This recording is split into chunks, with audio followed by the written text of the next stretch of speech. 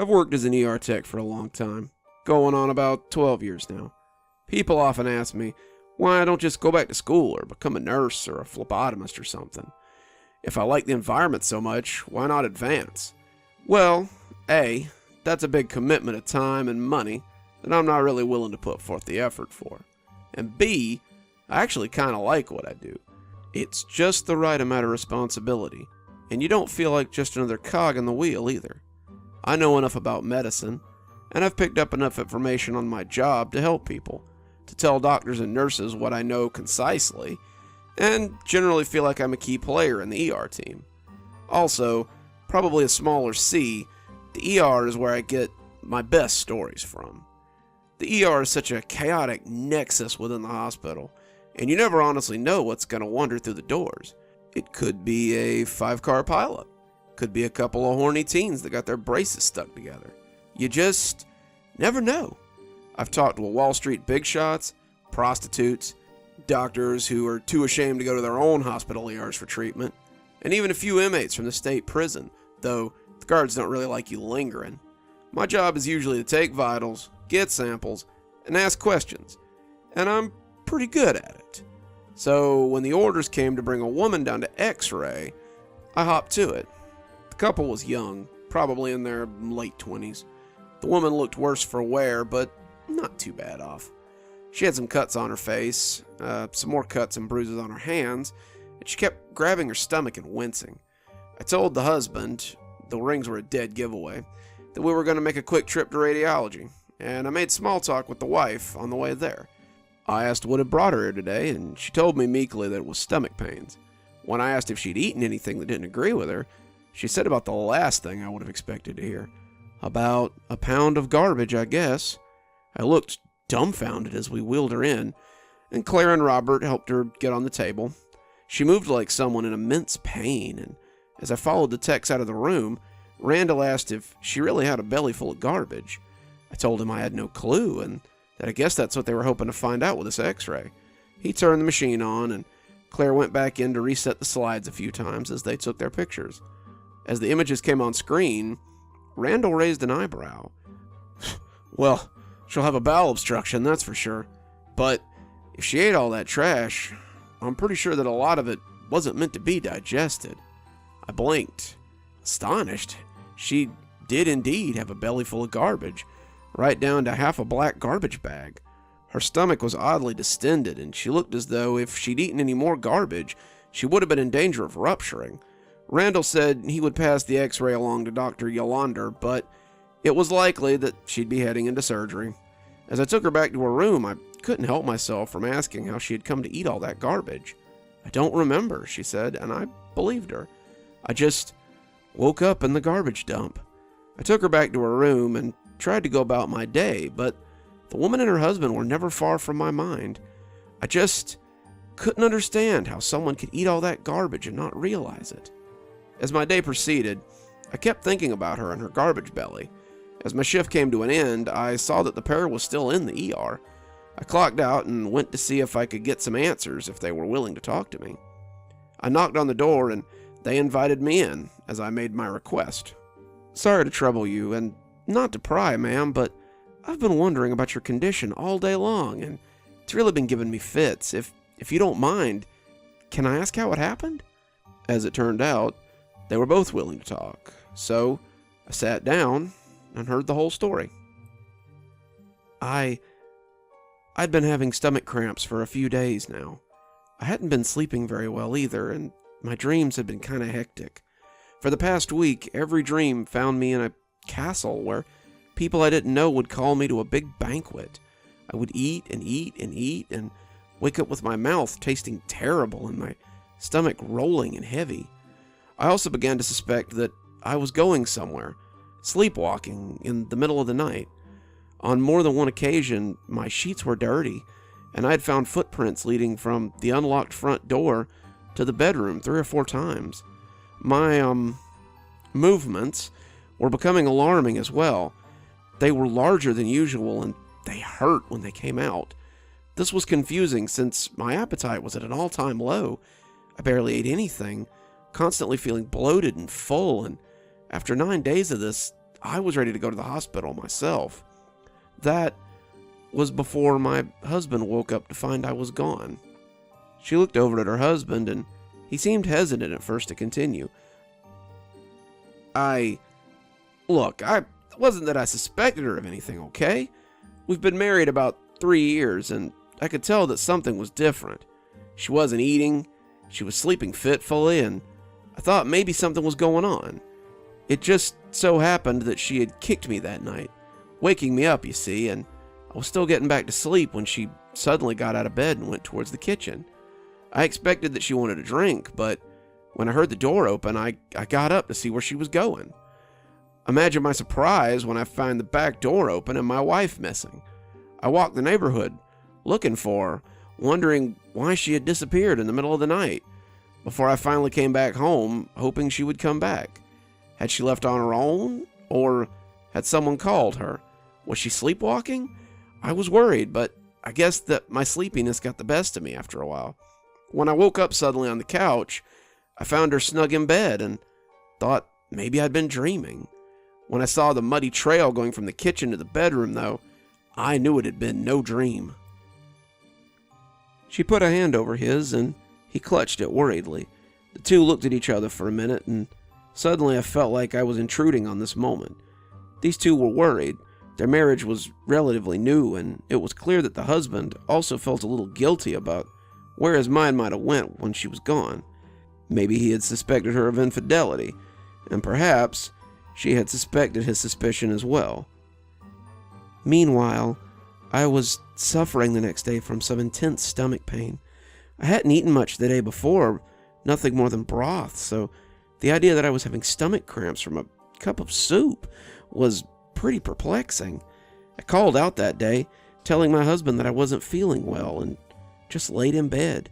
I was racked with stomach cramps, and I slept really fitfully for most of the day.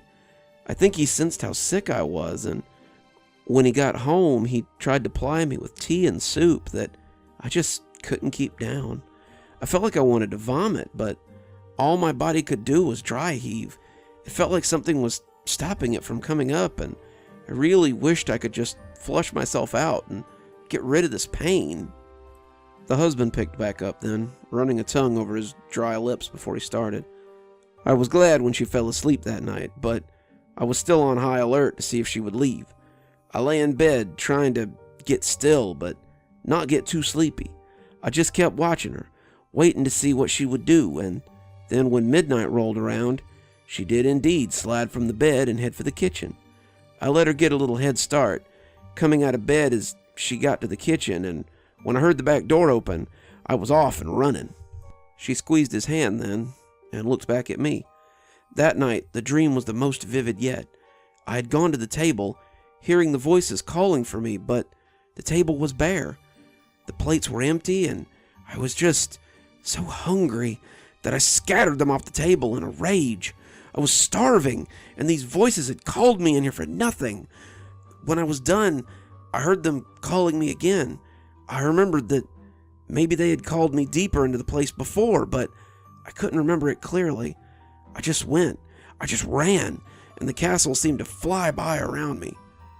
She had thrown garbage all over the place, scattered some papers off the counter, and I just kind of looked around at the carnage for a minute.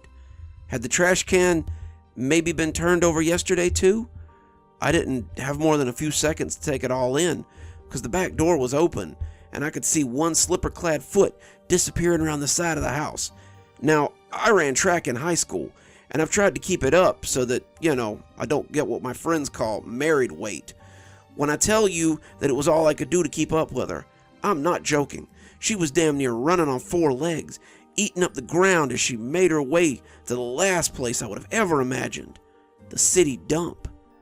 I can't explain it, she cut in. In my dream, the voices were calling me. The smells were wafting around my nose in an intoxicating cloud. I was so hungry that I couldn't stop myself. I was sprinting, running flat out. Something was egging me on as I tried to get to the food as quickly as I could. Suddenly, I was in a banquet hall, a table full of food, piled high with the most delicious things.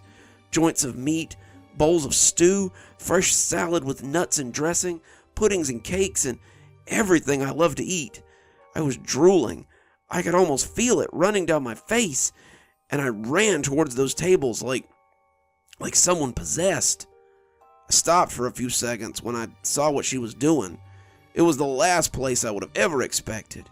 What the hell could she possibly want here? That's probably why she had such an opportunity to do what she did. I felt like I knew what was coming next, but I asked him to continue anyway. This had become a train wreck, a disaster, but my lizard brain needed to watch until the last car came to a stop. 'Cause that's what you do, isn't it? We watch the accident until it finally stops, till it's too late for us to stop it, and then we pick up the pieces. She went to the nearest trash pile and she just started eating. As I ate in my dream, I could feel all those wonderful foods filling my mouth with their tastes. I devoured them. I was ravenous for more, and I just kept eating. I could feel people behind me in the dream, applauding me and cheering for me as they called for me to fill my belly. But one of them was different. My hair prickled as one of them called my name, trying to make me stop, and their applause changed to jeers as the one shade approached me. Their stories became a little jumbled as they kept cutting over each other, but I tried to listen as best I could. I called her name. I couldn't think of anything else to do, but she just kept devouring that slop. She would tear some of the bags open. Some of them she would just rip open with her teeth, and she was chewing up anything that went into her mouth. Rotten food, paper, glass, anything that went down, and she was eating like it was the last meal of her life. I ran towards her, shouting her name and calling for her to stop, but when I tried to put a hand on her, she turned and snarled at me, surprising me and making me step away. Whatever it was, it had touched me, and everything inside me roared to the surface to stop it. I was eating, I was filling my belly, and this creature was jealous of my good fortune. I turned and screeched at it, and for a moment it moved away. Then it grabbed me and pulled me away from the banquet, and I struggled and screamed, striking out with my arms and legs as I tried to fight it off. I was put off for a second, but then I grabbed her and tried to pull her away. She was going to hurt herself. I could already see cuts on her face and hands, and I didn't want her to puncture her esophagus or her stomach or something. I drug her away from the garbage pile, and that's when I saw the others. He spoke like someone who's realized that they're surrounded by a pack of wolves, and I just couldn't help myself. Others? It appeared it wasn't just my wife who'd come out to feed. There were dozens of them, these haggard shadows that lumbered amidst the trash. They hissed at me. They screamed at me like angry cats. And at that moment, I did something I had never done before. I looked at my wife, her eyes glazed over and her body fighting me with every fiber of her being, and I slapped her. I'm ashamed to say it, but I slapped her. She came awake shakily, disoriented, unsure where she was, and I just picked her up and booked it. The hissing people, those garbage people, they followed after us, but I didn't look back. I didn't even stop running until we were already inside the house with the door locked. I shook my head a little as he finished, but it was almost 9 when you were finally admitted.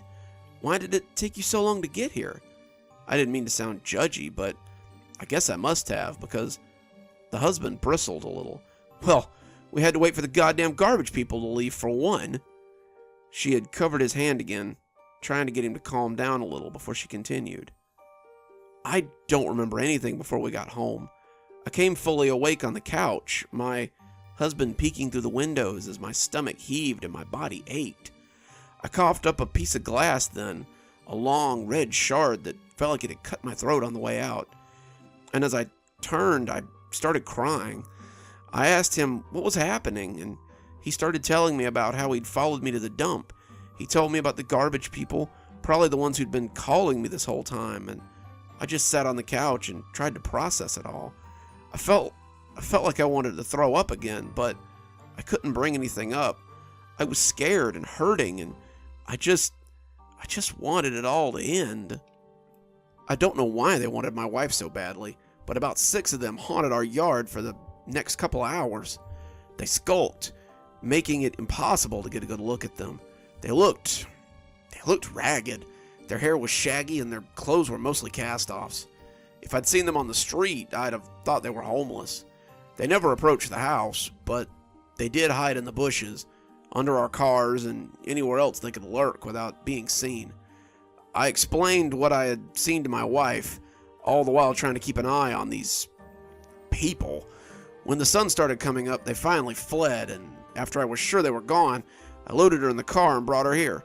The receptionist just wrote down stomach aches when I told her what we were going through, so it took several hours of waiting in the lobby before they could admit us. Even then, I don't think they considered us a priority until after that x-ray.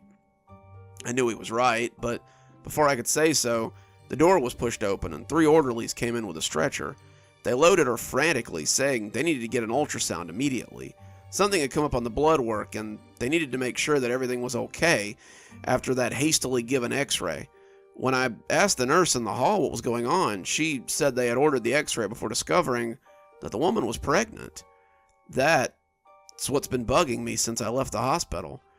The husband had seemed shocked by her pregnancy when they'd told him. She'd had ovarian cysts when she was younger. The doctor claimed that she'd never be able to become pregnant. I don't understand this, he said. He looked shell-shocked. Personally, I'm left with another concern. What sort of baby gives his mother a craving for garbage? Like I said, you just never know what you're gonna see come in the ER when you clock in. Driving is easily the most boring part of my job. I work as a salesman for an all-in-one printer company.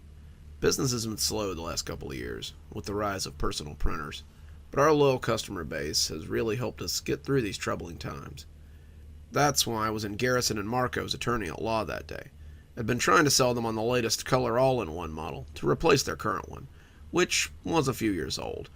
They had sent me back to the office with a "we'll think about it," and I had started my 4-hour drive back to said office. That's how I came to be on the highway behind the truck in the first place. The sun was setting when I left the law firm. By the time I got on the highway, it was already dark. I mingled with the other cars as we merged in with the big rigs that made the interstate their home. I was behind a particularly large 18-wheeler when I first noticed the thing. It started out as a reflection. Have you ever noticed how an animal's eyes will reflect the light? Well, it was like that. I was sitting behind him with my low beams on when I noticed the sparkle from underneath the trailer.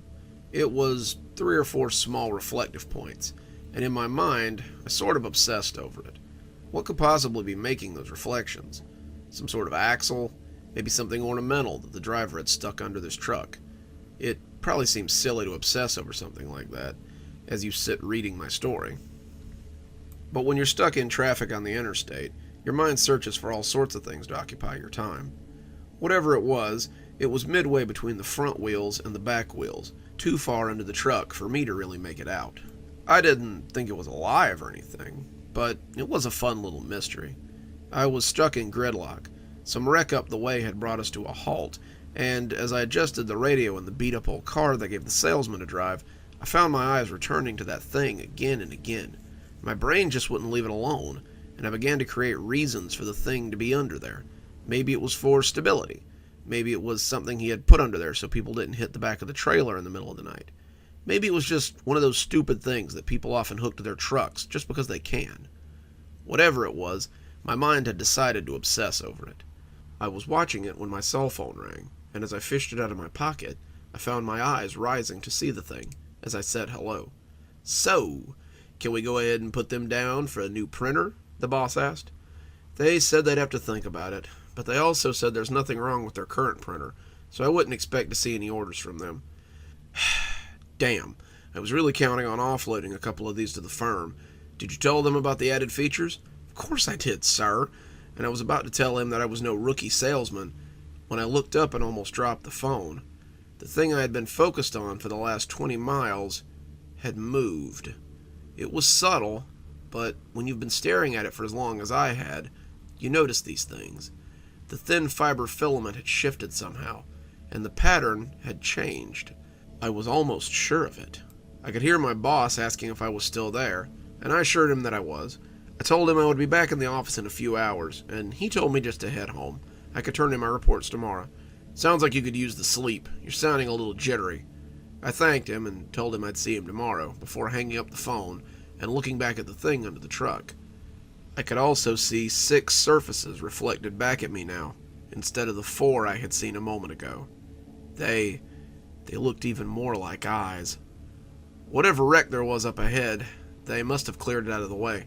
We were suddenly moving along again at a brisk pace, and I was glad for the shift in speed. My mind had suddenly turned what looked like some kind of ornament into something dangerous, and I really wanted to be from behind this truck. There was no chance of getting around them, though. The traffic was still pretty tight, and I was pretty well trapped behind this 18-wheeler and the 18-wheeler beside me. So for the next 2 hours we drove, the most nerve-wracking 2 hours of my life. The longer we drove, the more I was convinced that it was no optical illusion. Whatever was under there was definitely moving, and it had quite a few legs that I could see. It was using 2 of the thinner ones to hold itself under the truck, and the other 6 or 8, or maybe even as many as 10, were anchoring it to the truck itself. What was worse were all those reflective surfaces that I still thought of as eyes.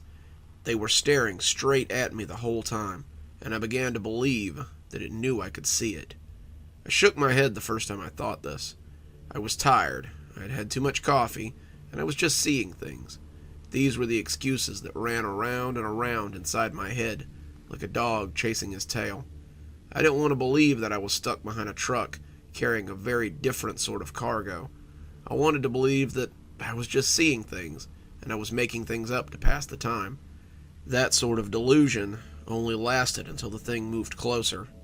You see, the longer I watched it, the longer it watched me.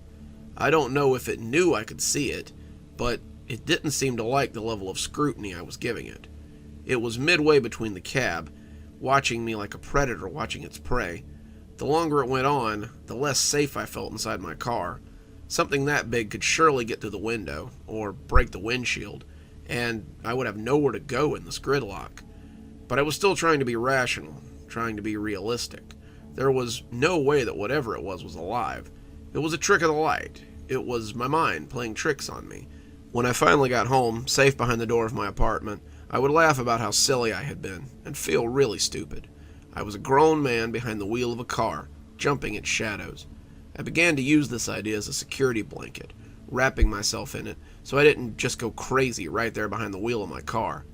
That was when it moved. The reflective eyes shifted suddenly. I don't mean that they blinked or anything. I mean they shifted. One minute I was looking at it, and the next it was sliding beneath the underside of the trailer. Suddenly those eyes were coming closer. They were less than 10 feet away from my car now, peering from under the trailer at me as I tried to maintain my speed. I know how that sounds, but it's the truth. Whatever it was had finally gotten tired of being watched, and had decided to get closer. I felt a sudden stirring of primal fear. This must have been how early man had felt when it encountered something it just didn't understand, when it saw the long teeth and heard the growl of some unknown predator, when it saw the all-too-intelligent eyes of an animal that was a little too human reflected in the darkness, when it came to realize that the safety of its cave could also be a trap. I imagine that it felt just as helpless as I did now. Helpless, but intent on survival. I tried again to convince myself that I was being silly. This was nothing more than a trick of the light, some errant spiderweb under the cab that my headlights were catching, that just now came loose, and was presenting itself as some sort of boogeyman for me to be afraid of. I suddenly knew how to alleviate this fear. I would flip my high beams on. The high beams would show me the underside of the truck, and I could see that the source of my fears was nothing at all. I reached for the switch, my hands much less steady than I thought they should be, my fingers wrapping around the knob. For a moment, I just couldn't bring myself to turn the switch. Did I really want to know? Did I really want this thing to know that I knew? Once the monster in the closet knows that you know it's there, does it have any choice but to eat you? I shook my head and flipped the switch on. I know now that I shouldn't have done that. What was under the cab was no spider web, but it was the monster I had feared it was. It was a spider the size of a large dog. It was easily 4.5 feet tall, and it was hunkered beneath the trailer's cluster of wheels. It looked at me upside down, with its legs clinging to the metal, its fangs dripping some translucent liquid and clicking together very fast. It made a high, angry sound that I could hear from behind my closed windows, and the look it gave me on its far too expressive face was terrifying. My brain seemed to give me a choice between fight or flight, and in my cowardice, I chose flight. I pulled around the truck, pulling onto the soft shoulder of the road, and drove around it and the line of angry cars. Fortunately, there were no police officers in that line. There was an exit ramp not too terribly far from the truck, and I whipped into the on-ramp and pulled away from the highway into the small gas station about a mile later. It took me nearly 30 minutes to make my breath regular, expecting that spider creature to attack my car any minute. When I had control of myself again, I drove home. It took an extra hour, but I took side roads and backways the whole way. So often in these stories, there's a moment of horror that comes afterward. Some accident, a truck found abandoned on the side of the road, a dead body in the truck stop, but there was none of that for me. I never heard a news report alluding to anything strange or out of the ordinary. I could almost forget about it until I close my eyes and see those far too expressive eyes looking at me as the high beams pin it to the underside and their lights. I take back roads whenever I travel now, avoiding the highway at all costs.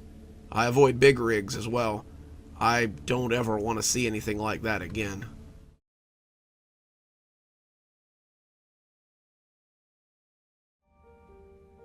When Jameison March, owner of March Mortuaries, put a sign out front of his business saying that he'd be selling honey, people thought he must be joking. What kind of mortician would sell honey? Would he sell it next to the caskets in his showroom? Would he offer it graveside at cemeteries? No one knew. But there was much speculation about that little sign. Those who asked Jameison were in for quite a treat. Jameison told them that he would be selling his honey right here at the mortuary, and even gave them a sample so they might tell their friends. What they sampled was supposedly the best honey any of them had ever eaten. They went on and on about the texture and the taste and the strange exotic flavor within the honey. They said how they couldn't wait for Jameison to sell honey, and they'd be buying as much as they could on opening day.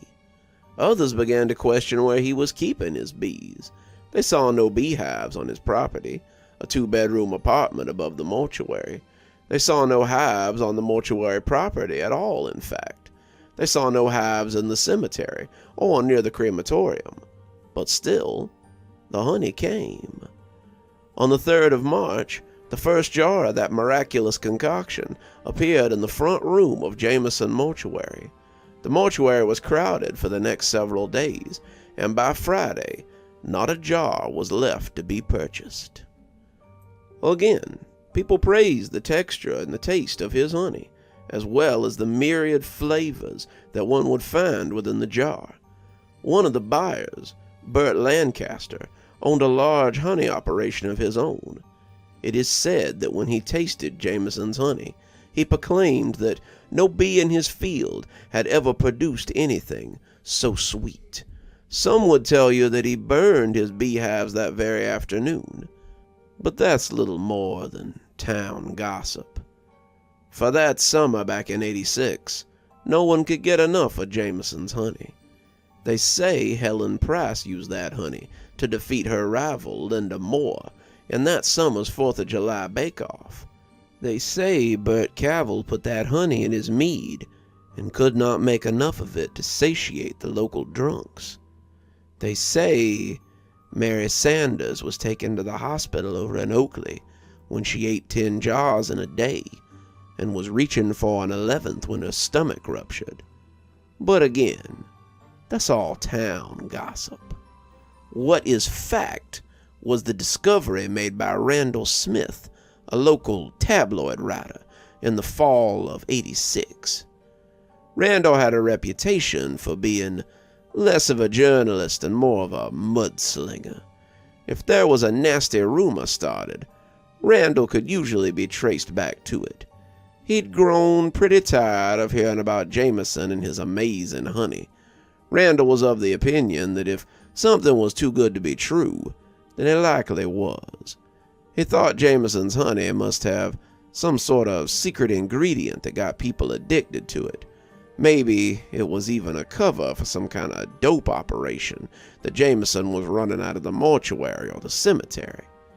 Whatever the case, Randall could smell a story, and it would be sweeter than any nectar the old mortician could produce. So one night, as the moon hung full over Pleasant Rock Cemetery, Randall and his friends, Rooster Malloy and Charles Drainer, took a trip out to the cemetery to have a look around. Someone had reported earlier that week that they had seen some larger-than-normal bees around the cemetery grounds, and speculated that these may be the source of Jameson's honey. As it was the only lead that Randall had, it seemed as good as any. So after a couple of drinks at the Legion Hall, the three men piled into Rooster's old Chevy and headed down to do some late-night snooping. Randall still tells anyone who will listen how the graveyard was as silent as its namesake. The gate was locked, sporting a brand-new Academy security lock, one of the big, thick gold ones that graced the sheds and fences of discerning security buffs in town. So the three men had to find a different way in. This was strange, since the cemetery had never been locked before. Jameison had always let people come and go as they please. But just recently, the old man had gotten a little cagey about many things. For one, the cemetery was now locked at nightfall. For another, no one was allowed in the basement of the mortuary, not even the man who came to deliver the bodies for the families. For a third, no one but his two sons were allowed to work in the mortuary anymore, and both of them were under pain of death should they reveal the secrets of Jameson's honey. The three men had walked around the fence before they found a spot where the last windstorm had knocked down a thick old pine. It lay on the points around the top, creating a rude bridge over the wall. Now, none of them being particularly spry, they had all of them carefully shimmied up the fallen tree and then dropped down into the cemetery, careful not to get stuck on them spikes. They all felt a chill as they stood in the quiet boneyard, and Randall claimed that Rooster looked ready to brave the spikes if it meant being out of there. The wind rattled the skeletal trees on the grounds, and the little flags that had been stuck on some of the graves for Labor Day snapped mischievously and startled them more than once. They had brought flashlights, but the big old trader's moon that looked down on them was more than enough to keep them from tripping into a open grave or smashing their shins on an ill-placed tombstone. The quiet cemetery was enough to sober even the bravest of them, and it was probably why they heard the shovels before they saw the men. Crouching behind a particularly large family headstone, Randall saw two men digging into a fresh grave. They were exhuming a body by the light of that pregnant moon, and Randall knew whose it was to boot. We had been to the widow Hadley's funeral that day, and it appeared that whoever these men were, they were taking her from her freshly dug resting place. As they watched, the corpse flopped to the surface most unceremoniously, followed by March's sons, Hannibal and Gavin. Hannibal hefted the body, leaving his younger brother to fill in the hole as he took it deeper into the cemetery. Gavin went to his work, and bent as he was, he didn't notice the three men as they snuck around him and followed his older brother. Hannibal had been a football player, a linebacker for the local school team in his day, and he toted the frail old woman as easily as someone might a sack of corn.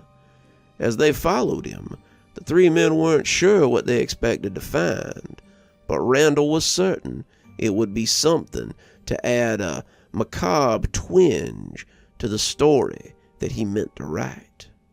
They followed Hannibal as he came to a newly built mausoleum, the name across the door reading March.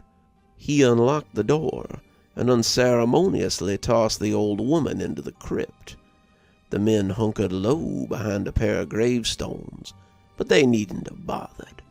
Hannibal was a big boy, but his night eyes left something to be desired. He no more saw them than he did the place marker that he nearly tripped over on the way back to his brother, and as he stomped off into the cemetery, the three men approached the crypt.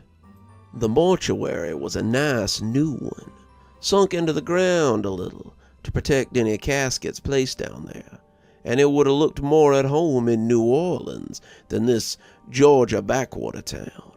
To the knowledge of anyone in town, the Marches did not have a family crypt until very recently. The only March buried there would be Jameson's wife, since his mother and father were buried up in Macon at their own family plot. Hannibal may not have been the smartest March in town, but it appeared he was smart enough to lock up behind himself. Another one of those big, thick academy locks, the kind that had been on the front gate, greeted the three men as they got to the door, and they were forced to prowl around the mausoleum to see what could be found. It was Charles who found the little vent in the mausoleum, but it was Randall who saw the horrors that lay inside. Randall and Rooster had been looking for a window, or perhaps another entrance, when Charles came hoofing it back to show them that he had found a little vent that opened into the crypt. Randall asked him to show him where it was, and the three men found the little opening, just big enough for a large child to fit inside. Charles and Rooster now were pulp wooders, and much too big to squeeze into holes.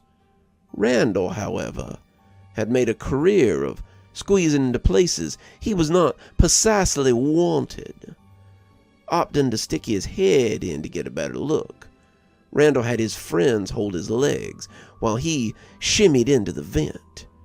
Charles and Rooster slid him in as far as they dared, and they said his flashlight could be seen through the slats at the top of the mausoleum. When Randall started screaming and yelling for them to pull him out, it sounded like the devil himself had gotten hold of him. When they pulled him out, they said he was white as a sheet and said to tell the sheriff immediately. Whether the brothers had gone when they made their escape or not, they missed them entirely as they beat a retreat back to town. Now the sheriff took some convincing to get out of bed, but when Randall told him what they had seen down the crypt, he came with 3 other men and the biggest set of bolt cutters they could find at the station. Jameson's sons were leaving when the sheriff and his boys pulled up, so they didn't end up needing the bolt cutters after all. When he laid it out to the 2 young men that they could either cooperate or sit in the same prison cell with their father, the one he was surely to occupy, they decided it might be in their best interest to show him what they was doing. When the sheriff asked the boys if they would need suits, the 2 shook their heads. Bees are mostly docile, Hannibal told them, and sure enough, when they cracked the door open, not a one came charging out. They descended into the ground, and by the light of the sheriff's flashlight, they saw the horrors below. The bees swarmed the small pile of corpses, taking whatever they used to make the honey back to their hives. The hives covered the walls of the crypt, making a sticky webwork of catacombs. The corpses down below were fresh, most of them having died very recently, and the bees were taken to them with gusto.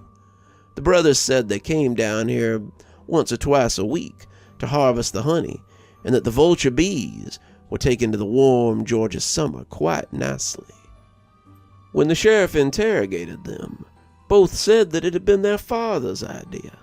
He had read about vulture bees and thought they sounded like an interesting idea. Then, when their mother died, he'd done a little experiment. He'd put her down in the mortuary and procured some vulture bees of his own. The boys had been horrified when he'd showed them what he'd been up to, but even they had to admit the honey had been the sweetest they had ever eaten.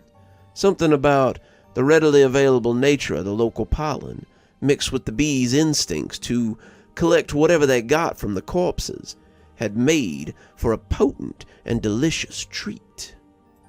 She was the catalyst for all this, Hannibal had said. Those first few jars he handed out to the people for tasting were honey made from our mother's body. He began to cry then, but the sheriff had all the evidence he needed to proceed.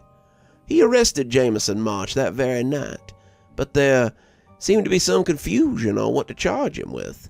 Couldn't really get him for murder because he hadn't killed anybody. Couldn't really get him for fraud because he buried them bodies just like he said he would. In the end, they got him on simple corpse desecration and a little misdemeanor fraud for not telling the families what he intended to do with them their bodies. He got less than 5 years in prison. I hear the warden let him keep the beehives in the prison garden. Seems like his talents didn't go to waste, not even behind bars. He left town when his time was served, he and his boys. The funeral home's been empty ever since. The police found the beginnings of his beekeeping operation in the basement. That, and a secondary hive with a swarm of agitated vulture bees. Jameison tried to sell the mortuary, but nobody seemed to want a place with that sort of reputation. It collapsed under a late February snow back in 2012, and they destroyed the mausoleum they found all them bodies in about a year after Jameison went to prison. And that's the sordid tale of Jameison March and his bees. I have no idea what they did with those bees after they turned them out of the March mausoleum. They likely just turned them loose into an environment that was alien to them. So, if you should be traveling through the Georgia back roads and see some larger than average bees, or taste sweeter than average honey, be very suspicious about its origin.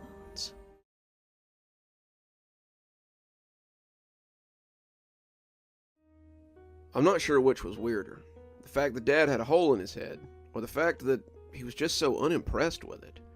Dad had come home from his job at the steel mill, just as he had 1,000 times. We heard him sit his hard hat down by the door as he stripped out of his jumpsuit before coming to dinner. Mom had meatloaf on the table with potatoes and peas, Dad's favorite, and we waited patiently for him to arrive like we always did. If this sounds weird to you, that's because it should. Dad had a strange idea that he should go to work, Mom should stay at home and keep the kids, and that everyone should look like an episode of Leave It to Beaver when he got home. I remember for a while, Mom met him at the door with a cold glass of beer when he came home. He eventually told her to stop so that the dust from the mill didn't get on her. It was odd, but Dad paid the bills, and that's how he liked it, so that's what we did. Mom had gotten half of her welcome home greeting out before it curdled in her throat. My brother had already seen it, but I was still looking at the TV around the corner and hadn't seen it yet. MTV was playing a song by a band I liked, and I looked up at Mom to ask if I could use the bathroom when I noticed Dad's head. Dad, meanwhile, had sat down at the table like nothing was amiss, opening his napkin and putting it on his lap. He was hungry from a day at work, and he had just started asking us about our own day when he noticed our horrified looks. "What? What's the matter?" All three of us were speechless for a moment. How did he not realize what had us all so gobsmacked? Surely he had to feel that. He had to realize what had happened to him. There was no way that a person could be so oblivious of something like that. In the center of Dad's forehead was a hole big enough to stick your pinky finger into. It wasn't like a wound. Wounds usually bleed or appear red or scabby. This one was simply a black hole in his forehead. The edges looked a little ragged, but that more reminded me of a hole that someone had drilled into the pavement than a wound. As strange as the hole was, the fact that it didn't seem to have an exit point was even stranger. "Honey," Mom asked, trying to be diplomatic about the situation, Did something happen at work today?" "No," Dad said, looking at her speculatively. "Well, Stubbins was changing the no-slip grating on the walkways, but that's really not that weird, I guess." Are you sure nothing odd happened today?" she asked, trying to tiptoe around the matter so she didn't upset him. Sometimes Dad could have a temper, and none of us wanted to see it. "I guess, maybe," he seemed to think about it. "There was this guy I bumped into on the sidewalk. I fell down, and he helped me up, but it was nothing." When she continued to look at him skeptically, he set his fork down angrily and glowered at her. "Look, Martha, if you have something to ask, then just go ahead and ask it. I'm trying to eat here." "Dad, there's a huge hole in your freaking head." I was never what you'd call subtle. Dad wrinkled his eyebrows at me. "What in the hell are you talking about?" "There's a hole in your forehead. How do you not feel that? Are you trying to be funny? 'Cause you know I don't like jokes." Despite his gruff tone, though, he began feeling around his forehead, as if trying to find the source of discomfort. He seemed half-hearted, like he was just doing it as a favor by looking at it in the first place. But when his fingers touched the ragged edges of the hole, he shuddered a little. I didn't think it had hurt him, not really. It was more like the shudder you get when you have an itch and you scratch it. He inspected it with his fingers for a moment, before getting up to look at it in the bathroom mirror. The three of us hovered just outside the door as he looked at it in the mirror, and we must have looked like some old comedy routine as we waited for his prognosis. After a few minutes of poking and prodding at it, he finally turned away and walked past us, leaving us just standing there. We found him at the kitchen table, eating his dinner like any other night. "Sit down. Your mother's meatloaf is getting cold," he told us, once he noticed we were there. "Dad," I started, but Mom put a hand on my shoulder. "Harold, there's a hole in your head. Don't you think we should go to the hospital?" Dad turned his emotionless gaze on her, making it clear that he didn't want to talk about it. When we didn't move, he growled in his throat in a deep, phlegmy way. "Doctor won't be able to do anything but poke at it and charge me an arm and a leg. Not going to no doctor. Now sit down and eat." Then he went back to eating, ignoring us until we returned to the table and ate as well. We all tried not to notice the hole as we ate, but it was hard to ignore. As we sat and watched TV that night, the TV screen seemed to reflect off that dark hole. Mom laughed every time the audience did, but Dad never did. Well, that's not entirely true. Dad did this thing when he found something funny. 1 part chuckle and 9 parts phlegmy rumble. When I was a kid, I had asked Mom once why Dad never laughed or smiled, and she told me that he laughed often and smiled daily. It's just hard to tell with your father. He's not quite as obvious about it as the rest of us are. After that, I started paying more attention to Dad, and I'd come to the point where I could pick up on the subtle twitches at the corner of his mouth, the gravelly rumble when he chuckled, the minute crinkling at the edges of his beetle-black eyes. They helped me tell when my dad was in a good mood, and when he felt less like hitting and more like patting, when you could ask him for a favor, when it was best to leave him alone. It was a talent my younger brother never learned, and it was a mistake that often earned him a cuff upside the back of the head when he'd try to hit Dad up for money. Dad was enjoying the byplay tonight as Raymond bemoaned everything from his mother to his job, but my mind was still firmly fastened on the hole. As I watched it, I almost fancied that I could see it expand and retract, as though it were breathing. I told myself it was the light from the TV, but the longer I watched, the surer I became that it was moving. It was like a ragged mouth, pulling in and pushing out air. It was subtle, like my father's moods, and the longer I watched, the more apparent it became. When my father turned his gaze on me, I realized he had caught me staring. "Either go to bed or stop staring at me. You're creeping me out." I pushed off the love seat and went to my room. I knew I wouldn't be able to focus on anything as long as that hole was on display. The next few days were uneventful, I guess, but I noticed that Dad started wearing a hat when he went outside. I wished he would wear it inside, too, because the hole seemed to always be watching me whenever I was around him.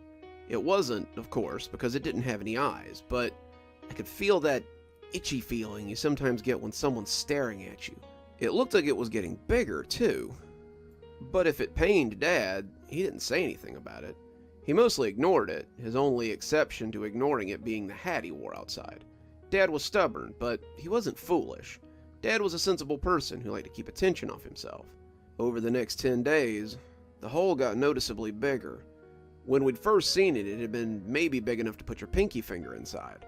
Now I could have easily put several in there, and still he refused to go to the hospital. Mom tried to coax him, but he said it wasn't worth bothering a doctor over. If it was bad, it would hurt, and it doesn't. If it means to go away, it'll do it on its own. He went to work, came home, watched TV, and all the time that hole continued to grow. I found myself looking at my father more and more often, that gaping chasm seeming to look at me, even when his hat was on. I started having dreams about that hole, and in my dreams it oozed and bled, and a single eyeball rolled around to look at me. No matter what Dad was doing in the dream, that eye stared at me until I came awake, gasping. Then one day, he came to breakfast and the hole had taken in his eyebrows. It wasn't a hole now, it was more like a pit, a crater that just so happened to sit in the middle of my father's head. Mom was left with an egg halfway to her mouth as she stared into that gaping void. We could all see it breathing now, the push and pull of its respiration as it drew in its terrible breath. Dad sat eating his own eggs and grits, pretending like nothing was wrong, but it was clear that he felt it too. He refused to answer any of us when we called his name, and left for work with his breakfast only half eaten. I noticed that when he came home from work that day, there was a different hard hat on the table in the entryway. The hard hat had a slant to it and would better cover the hole. Dad may act like nothing was wrong, but I couldn't. I started avoiding him. I would come down to breakfast late since I knew he'd be at work. I would make excuses to stay out so I could miss dinner. I did any number of other things to avoid being in the house, but it hardly seemed to matter. I had begun to hear some kind of strange whispering as I lay in bed at night, and it permeated my dreams as the eye inside began to whisper words I didn't understand. The words were alien, harsh, and unwantable, but I felt I knew their meaning. My sleep became as ragged as my father's moods, and if I hadn't been barely into my senior year of high school, I think I would have moved out. Then about a month and a half after the spot appeared, Dad didn't come down for breakfast. Mom told us that Dad wasn't feeling well. She said he must have gotten sick in the night, but the way her eyes looked told me something beyond sickness was at play. He didn't go to work that day, and unknown to us, he would never go back to work again. Mom moved into the guest bedroom, and I wouldn't find out till later it was because Dad had locked the door and wouldn't let her in. We could hear him in there bumping around. Mom would leave food in the hallway, but we never saw him take it. This went on until one morning when I forgot my notebook upstairs. I'd been heading to school, leafing through my bag, when I realized I'd forgotten my biology notebook. I had a test that day, and I wanted to study before class. I was halfway up the stairs when I heard the door to my parents' bedroom open. I stopped halfway up, not sure whether I should continue or not. None of us had seen Dad since he went into hiding, and my brother and I had been very curious about what was happening with the hole. I put my fingers on the carpet and scrambled slowly up the stairs, peeking over the edge of the stairs as I heard the scrape of silverware being bumped. I could see my father's back, clad in a bathrobe and knee socks, as he bent over for the day's breakfast tray that my mom had left for him. He seemed to be having trouble grabbing it, and his hands threatened to knock over the juice that she had set beside the bowl of oatmeal. Then he stood up, and I had to put my hand over my mouth as he came into view. The top of his head looked like nothing so much as one of those cartoon holes they used to trap each other. It was a swirling black vortex that looked a mile deep, and as he turned to go back into the room, I could see the hole was like some kind of optical illusion. It was exactly as deep on the other side as it was on the back.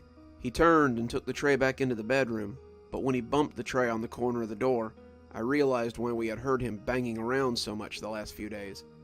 In my dream, the hole always had an eye, but in reality, it had stolen my father's sight.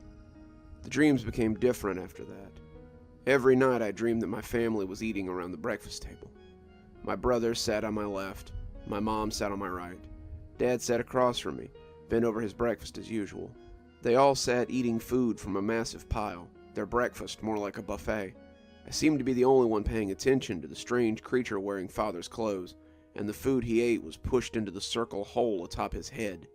As I watched, the eye emerged again, but it wasn't alone this time. The eye was in a face, and the face was long and terrible. The skin was tan and leathery, like a hide left out in the sun too long. The hair was white and fine like a corpse's. The teeth were jagged and yellow, its eyes the cataract threads of the chronically blind, and when its face rolled around to look at me, I would shake as its lips rose in an almost comical grin. As everyone ate, the mouth opened and a low whisper began to assault my ears.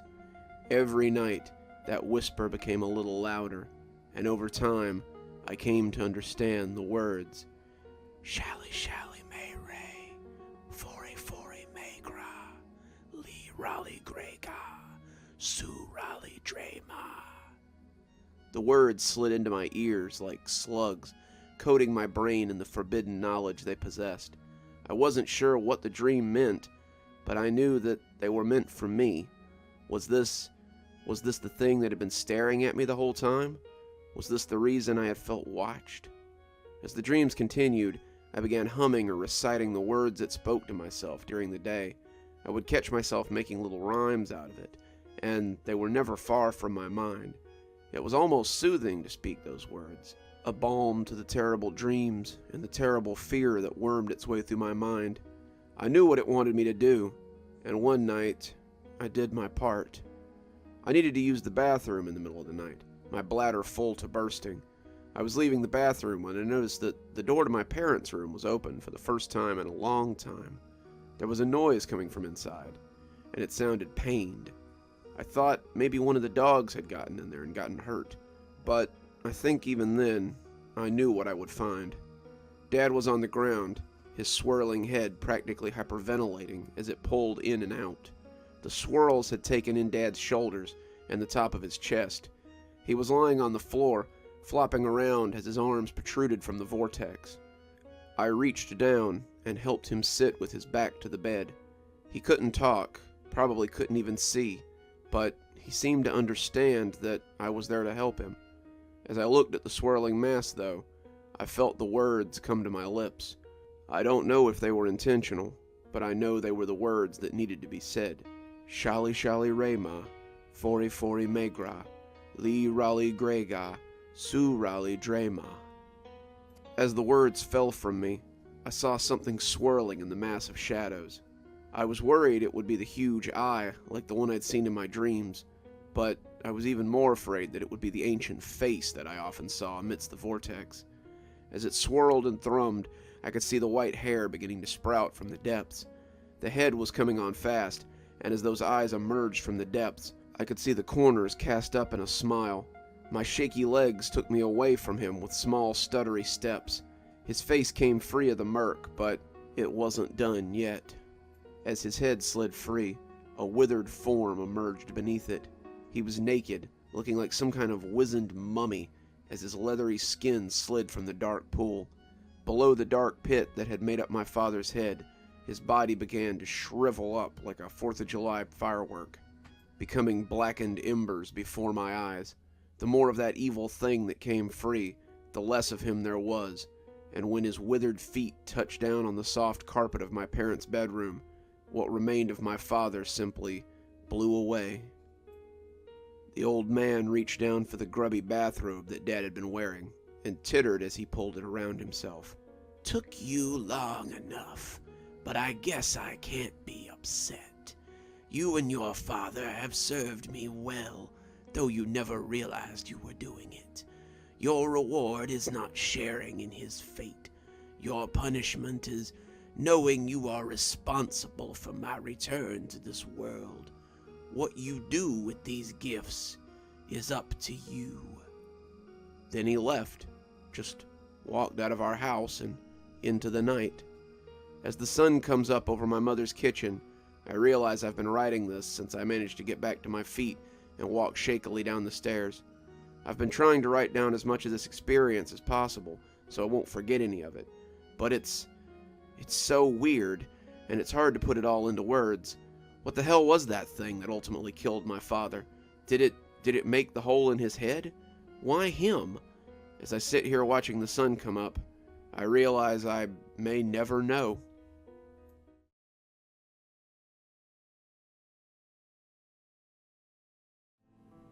Susan smiled as she watched Gus paw at his reflection in the mirror. "Did you find another cat to play with?" she asked, and Gus looked back with a meow before pawing at his reflection again.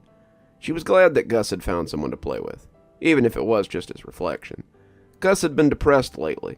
They say that having only one cat could lead to this sort of thing. Cats are social animals, after all.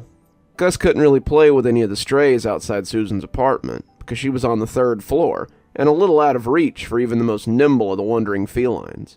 That didn't stop Gus from standing on her balcony, though, meowing at the cats below and trying to get their attention. Susan thought it was kind of sad, watching him paw at the screen as he called down to the cats who lived their lives in blissful freedom. But the apartment contract had been very clear on their 1 pet per unit policy, and Susan didn't want to move just so Gus could have a playmate. Gus was a big orange tomcat that Susan had found wandering near her parents' house before she moved out. He'd been a scrawny little kitten when she'd found him, and she had fallen in love with him almost instantly. Susan had just gone through a bad breakup when she had stumbled across the sad little kitten near the garbage cans one morning. The little fuzzball had helped her get through her loneliness, and she liked to think that she had helped him as well. When she moved out of her parents' house at the end of the year, Susan had taken the little cat with her. She and Gus had been roommates ever since. Gus was a great companion, and didn't seem prone to the midnight zoomies or the sometimes destructive behavior her friends complained about in their cats. Gus liked his scratching post, snuggling in bed with Susan until it was time for her to get up, and eating his own food instead of hers. His only real issue seemed to be his loneliness, and Susan could hardly hold that against him. Watching him play with his reflection in the mirror was as cute as it was sad, like a kid playing with his imaginary friend because he couldn't seem to make any real ones. Susan watched him as she got ready for work, and she pulled out her phone as she took some video for Instagram. The scrawny little kitten had grown into a regal orange ball of fur, and to watch him paw at the surface of the mirror was insanely cute.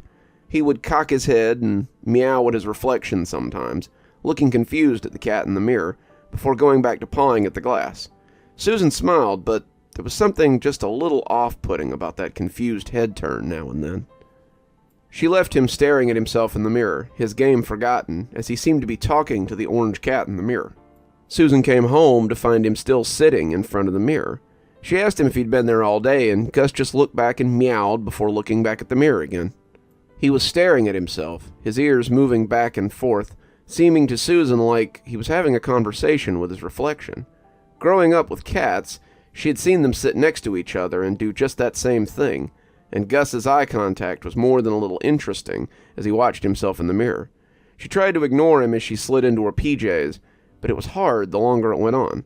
"Come on, Gus, want to watch a movie with me?" she said, patting the bed as she fiddled with the TV. Gus looked up, meowing happily, but then turned back to the mirror and did an oddly unsure little head cock as he took a few steps towards the bed. In the end, Susan had to come get him and take him over to the bed, as the poor old Tom watched the mirror. Susan saw nothing out of the ordinary, the mirror cat just scooped up by her own mirror reflection, but this behavior was wandering into the realm of creepy rather than cute. Gus sat with her happily as Susan watched Friends for the 1000th time, but she caught him glancing back at the mirror more than once as she stroked his silky fur. He wasn't the only one. Susan couldn't help but glancing at it as well, looking at the mirror as if she expected to see something out of the ordinary. She didn't, but it was definitely starting to creep her out. Susan let her keys fall into the bowl by the door, calling for Gus as she slid her shoes off. It had been such a long day. A creepy old man had hit on her at work, the customers were rude, and Susan sometimes wondered why she didn't just quit. She could do better than an assistant manager at a grocery store, and she knew it. If it hadn't been for Gus in this apartment, she'd have likely walked away a while ago. Speaking of Gus, where the heck was he? He almost always came to greet her at the door. She called him again, but there was no response. She went to the bedroom and huffed out in mock outrage when she saw him sitting in front of the mirror again. "Okay, Furface, this is getting to be a little much. It was cute at first, but now it's super creepy." He meowed pitifully when she picked him up, pawing gently as he tried to get away, but she took him over to the bed and sat down with him. He watched her dutifully as she got changed, his fluffy head turning back to the mirror from time to time as Susan slid into her pajamas, and she couldn't help but glancing at it as well. She wasn't sure, but felt like she could see something moving there when she wasn't giving it her full attention. The mirror was the large rolling kind that the apartments often came with, the one on the closet doors. You could see the whole room in it, and it slid to the side on tracks if you needed something out of the closet. It was a nice amenity to have when you were getting ready in the morning, but it was starting to creep Susan out the longer she looked at it. She got that spidery feeling as she put her back to it, like something was watching her. When she pulled her hair into a ponytail and turned to put it up, she almost dropped her scrunchie. Gus was staring at her, head cocked, as he watched her from the front of the mirror. She stepped back, startled, and when her legs bumped against the chair in front of the vanity, she sat down hard. Something came off the bed then, and she heard Gus meowing as he looked at her as if to ask if she was okay. Susan looked back at the mirror and saw that it was empty again, save for her own surprised face and the furry reflection of Gus as he stood by her leg. That night was the first time she covered the mirror. She took some thumbtacks and an old throw blanket and used them to cover the surface. It was silly. She knew it was silly. But she felt better when the mirror's surface wasn't looking at her anymore. Gus walked over to inspect her work, and Susan picked him up as he began to paw at the blanket. Gus would just have to get over it, she thought, and she took him to bed and put something on to distract her and her fears. As she scratched his ears, she felt better, and as the night went on, she almost forgot all about her silly fears from earlier. When she woke up, though, she saw that the blanket had been pulled down, and Gus was again talking to himself. This became a daily routine for her. The first thing she did when she got up or got home from work was to cover the mirror and tell Gus to stop pulling the blanket down. Gus would meow when she did this, looking at the blanket and pawing at the covered surface of the mirror, but Susan was unmoving in her decision to keep the blanket up. She would usually pick Gus up as he pawed pathetically at the blanket and take him off to pet him, but it never stopped him from coming back to it. It never stopped him from uncovering it again, and Susan just accepted that this was Gus's new obsession. The cuts on her big fur ball were a little harder to ignore, though. Sometimes, while stroking his silky fur, Susan would encounter a scratch or a bite and wonder how exactly he had gotten it. They weren't the sort of wounds a cat could get from just scratching themselves. At least she didn't think they were. When she noticed a bite on the tip of his ear one afternoon, she actually searched the house to see if another cat might have gotten in somehow. His food bowl never emptied any quicker than usual, and there was never any extra scat in the box. If there was some secret cat living in the house, it was extremely quiet when she was there. The only strange thing was Gus's melancholy seemed to have disappeared. His mood had improved, and he spent less time meowing to the cats below the balcony. The only change was that she had to shoo him away from the mirror constantly. If he wasn't in her lap being petted, Gus was at the mirror or at the blanket that covered it. He never took it down while she was there, but he would put his face underneath it or just stare at it like he could hear someone talking.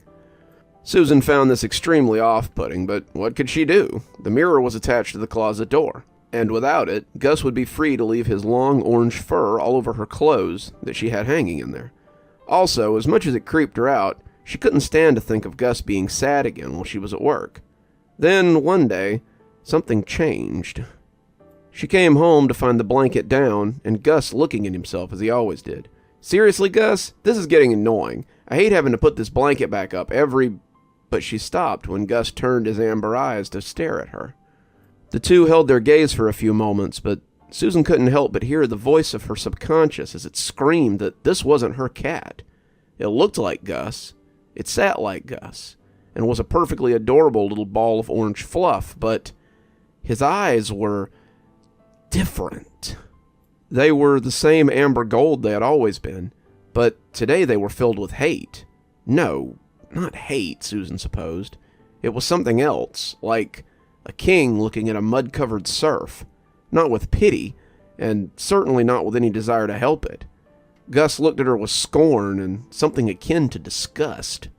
How exactly a cat could portray these things with its fuzzy little face, Susan didn't know, but that's what it was. Gus loathed her. She suddenly caught him by the scruff, and when he hissed at her, Susan realized it was the first time she'd heard him do that. He swiped a fat ginger paw at her, and Susan almost dropped him as his claws sliced her wrist. Gus growled and cried in his angry little voice, a voice that was suddenly less cute than usual, and Susan tossed him into the hall and closed the door. Gus bumped at it, hissing and yowling, and Susan was surprised when she realized that her back was against the door. It was like she thought he might just come through the door. She locked it just in case and walked into her bathroom as she washed the cut with soap and water. It wasn't very deep, but the 3 long scratches had been right across her wrist. She had just finished putting some Bactine on it and looking for a Band-Aid when she heard Gus's pitiful meow from the other room. That sounded more like the lovable Fluff Susan knew, so she slapped the Band-Aid on and went to open the bedroom door. Perhaps she had just startled him as he had startled her. She hadn't grabbed him by the scruff of the neck since he was a kitten, and he was quite a bit heavier now. Susan suddenly wondered if maybe she had hurt him, and she opened the door as she prepared to pull him into a hug. "Sorry, Gus, you just scared me. I wasn't—" But she opened the door and noticed that he wasn't there.